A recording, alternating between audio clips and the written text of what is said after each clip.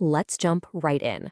Back in 1970, the legendary documentary filmmaker D.A. Pennebaker captured something truly extraordinary, the grueling and honestly deeply emotional creation of a Broadway record.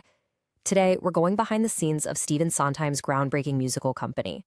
This is an explainer all about art, sheer exhaustion, and the desperate, sometimes agonizing pursuit of perfection.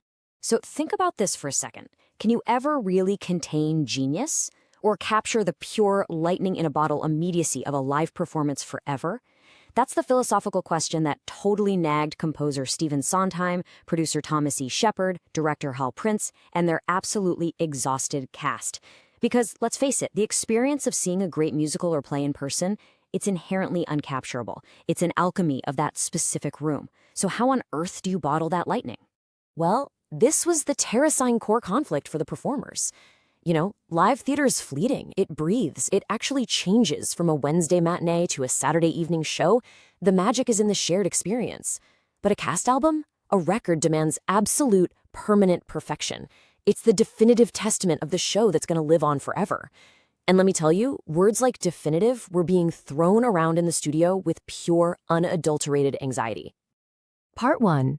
Capturing the Ephemeral. Okay, so Company was a radically different kind of show for 1970. It was practically plotless.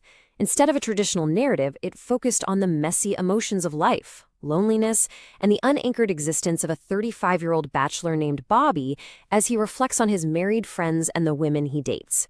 Now just imagine how wildly difficult it is to translate a highly spatial, visual stage show into a strictly audio format where all the physical cues and magnificent sets are entirely stripped away. And what's really bizarre here is the down-to-the-wire sponsorship drama that almost prevented this whole documentary from even existing. Originally, this project was meant to be a television pilot for an entire series on the making of cast recordings. Eastern Airlines actually signed on to sponsor it. But get this, just 5 days before filming, they yanked your backing. Why? Because a stewardess character named April slept with Bobby in Mr. Flight. Luckily, Chrysler stepped in at the last minute, less than 48 hours before cameras rolled at Columbia's 30th Street studio. Part 2. The 15-hour pressure cooker.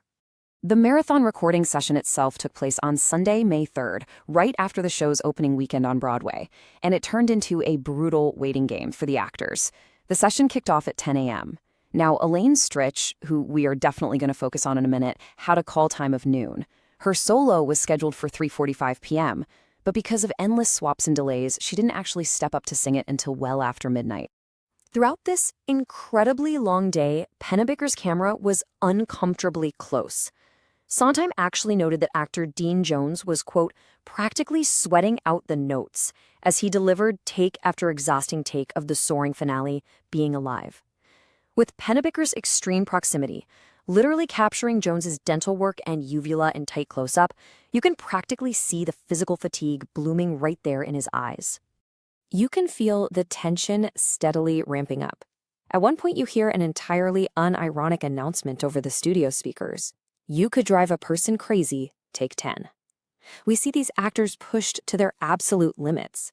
Take Beth Howland, for example, racing breathlessly through her panic attack patter song, Getting Married Today, barely having a split second to blink. It really highlights this agonizing, hyper-focused pursuit of getting that one definitive take. Part 3. Anatomy of a Song.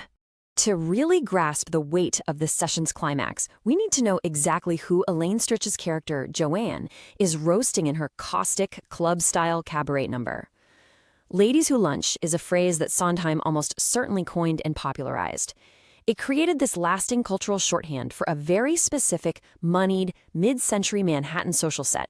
The song itself is basically a series of caustic toasts to different tribes of Manhattan womanhood. You've got the culture-chasing students taking optical art classes, homemakers clutching copies of Life magazine, and the watchers who are self-medicating with scotch and vodka stingers.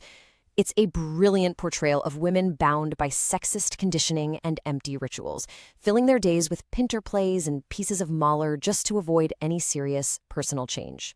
But here's the thing, this isn't just some mean-spirited roast. When Stritch hits the lyric, "Everybody dies," the entire meaning of the song just completely shifts. Sondheim pointed out that no matter how mean Joanne is being to all these other women, she is really putting herself down.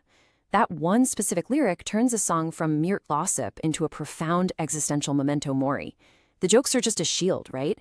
And her final command to rise rings with the sheer desperation of someone who has totally exhausted ridicule as a coping strategy. Part 4. Stritch's Midnight Owl. So by the time Stritch finally steps up to the microphone to record The Ladies Who Lunch, it is well past midnight. She is completely, utterly exhausted. She's basically running on sips of brandy just to survive the day. And you can see she's visibly strained by the invasive cameras, which, by the way, she later vividly described as being up and down the wazoo. The existential dread of the song's lyrics ended up perfectly mirroring the suffocating reality inside that recording booth. Stritch delivers take after agonizing take, and it's like the smallness of the booth is literally closing in on her. She's pushing way beyond her vocal limits for a room full of frustrated men sitting behind the glass. At one point, she listens to a playback of her own completely shot voice and just screams, "Oh, shut up!" at herself. And those men behind the glass, they weren't exactly radiating warmth. Producer Thomas Z. Shepard actually confessed his regret later on about pushing her way too far. He said he couldn't rob her of the dignity of the chance, even though he knew full well her voice was completely gone after just 3 takes. Crazy enough, months later, when the documentary premiered at Lincoln Center, the audience actually hissed at Shepard when he appeared on screen. It really shines a light on the cruel, glamourless reality of collaborative art. So what was the solution to this standoff? A compromise. Right at dawn, they finally wrapped the session, and the orchestra recorded the instrumental track completely alone. Stritch actually compared giving up that night to Mickey Rooney leaving Boys Town forever. But days later, she returned to the studio, fresh, rested, and in full hair and makeup for a Wednesday matinee, and flawlessly dubbed her vocal over the track. It was a massive, triumphant return that cemented that song as her lifelong signature tune.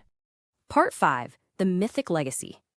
Decades later, this incredibly unvarnished look at the grueling creative process became legendary. It directly inspired Seth Meyers and John Mulaney to create their acclaimed parody original cast album Co-op for the series Documentary Now. Mulaney specifically pointed out that the burned-out faces of the company cast reminded him of the exhausted writer's room at Saturday Night Live, which just goes to show you this intense dynamic of egos, exhaustion, and a shared pursuit of a common goal. It applies to pretty much all collaborative art. As we wrap up this explainer, I want to leave you with a provocative thought to chew on. Is a pristine, dubbed recording actually better than the raw, agonizing, and fundamentally flawed pursuit of perfection that was caught on film? Pennebaker's documentary stripped away the illusion of perfection, showing us that the true beauty of art often lies right there in the grueling, messy, transient moments of its creation. Thanks so much for joining me to explore this fascinating slice of Broadway history.